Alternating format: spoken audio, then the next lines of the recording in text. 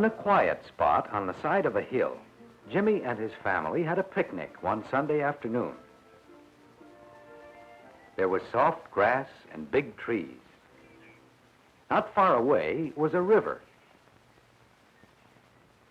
It was a good place for a picnic.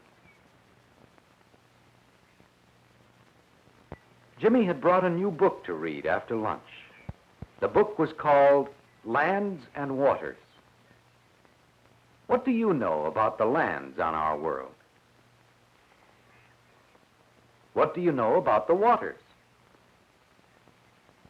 The book said, on our big round world, there are lands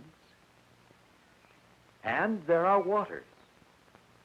The book was about the different kinds of lands and waters that are on our earth.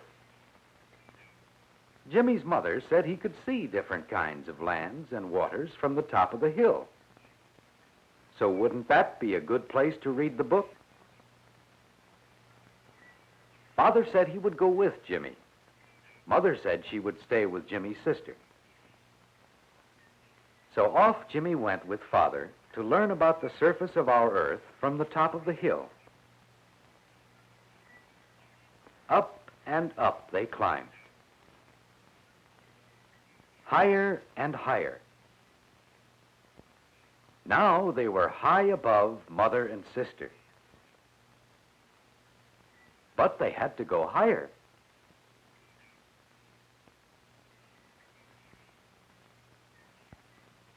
Finally, they reached the top of the hill.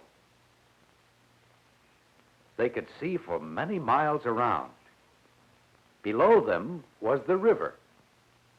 Beyond it were hills. Away in the distance were mountains. Although they could see many miles, they were seeing only a small part of the Earth's surface. If they were in an airplane or a rocket and could go very high above the Earth, they could see many more hills and mountains and rivers. And if they went high enough, they would see that the Earth is round and that there is more water on the surface of the Earth than land. They would see how big the Earth is and how much there is to find out about the lands and waters on the Earth.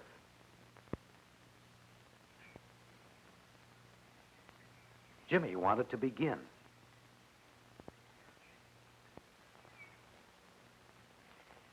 It said in the book, hills are one kind of land.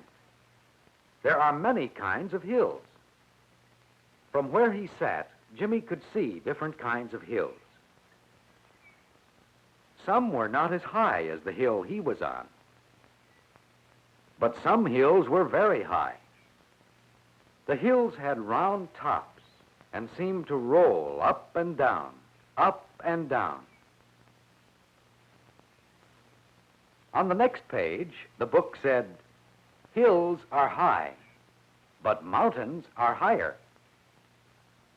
And that was right. The hills that Jimmy could see were high, but past the hills were mountains. Jimmy's father said these mountains were more than 10 times as high as the hill. Mountains are the highest kind of land. Sometimes they reach as high as the clouds. Because they are so high, it is cold near the tops of mountains.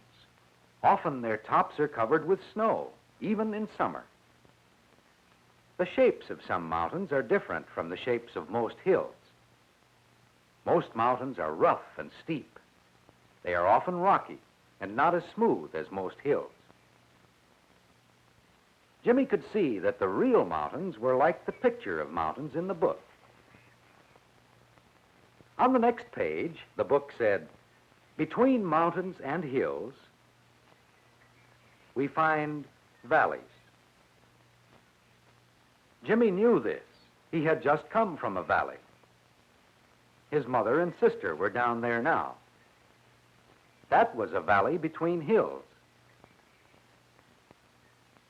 And Jimmy could see valleys between mountains. He saw one very big valley.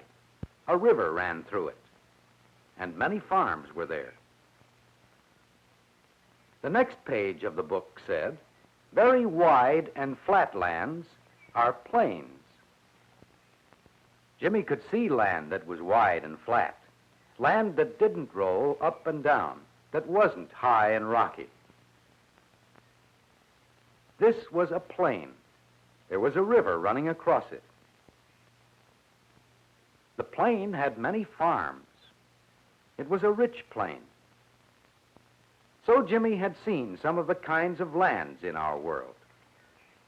Hills and mountains, valleys and plains. But our world is made of more than just land. There is water, too, such as the river down there. Where did the water in the river come from, Jimmy wondered? And where was it going? Waters that flow are called streams. The picture showed a stream in a mountain.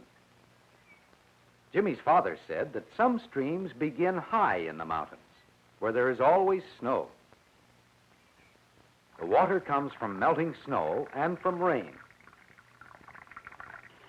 A stream that begins high in the mountains runs down the mountainside. Where the slope is steep, the stream runs rapidly. Sometimes it runs slowly, too. Down the mountainside it flows. Along the way, the stream meets other streams. They join into one and are bigger. Larger streams are called by a different name, rivers. Streams meet and form larger streams, which are called rivers. So the streams form a river, and the river continues flowing along. Along the way, the river meets other rivers, and they make a new, bigger river. Each new river is bigger than the ones that made it.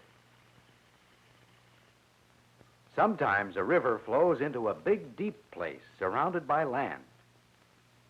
Jimmy's book said, when land is all around water, the water is called a lake. In some lakes, people have fun swimming or riding in small boats. People enjoy lakes and take care of them. Some lakes overflow, and the water runs on, making a river again. On and on the river flows. Now it flows through a valley. You often find rivers in valleys. Then Jimmy could see that the river flowed past the hill where he sat. But where was the river going? The book said, a river keeps running downward. Sometimes you can hardly tell that it is going downhill, but it always is. Along the way, people may be fishing. The river keeps growing bigger as it meets other streams and rivers and continues flowing along. Now the river is wide enough and deep enough for large ships to move upon it, carrying people and things from place to place. The river has come from little streams that joined into rivers, and small rivers that became the big river. And where is all the water going? It is flowing into a bay, which is part of a much bigger kind of water. Jimmy's book said, the biggest kinds of water are oceans. Oceans cover more than half of our world. And so the river finally flows into an ocean.